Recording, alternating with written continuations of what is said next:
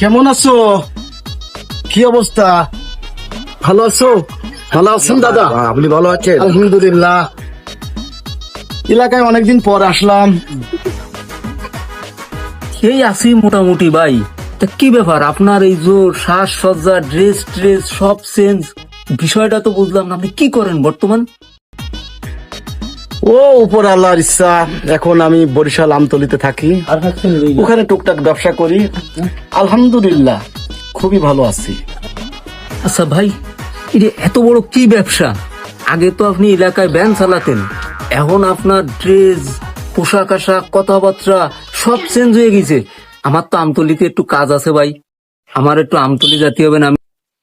আমতলি তো যাইবে, সেখানে তো আমি মেতরে কাম করি। এটা যদি ঠিক হয়ে বেলায় তাহলে আমার এলাকায় কি হবে না?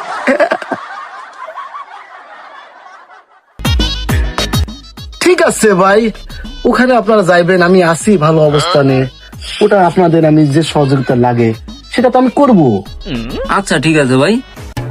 লেফটেন্ট সাফ করাবেন, লেফটেন্ট আছেন নাকি? লেফটেন্ট সাফ করাবে, লেফটেন্ট। লেফটেন্ট ভরে গেছে, পুড়ে গেছে, সারা দেন। ভরে গেছে, সাফ করাবেন।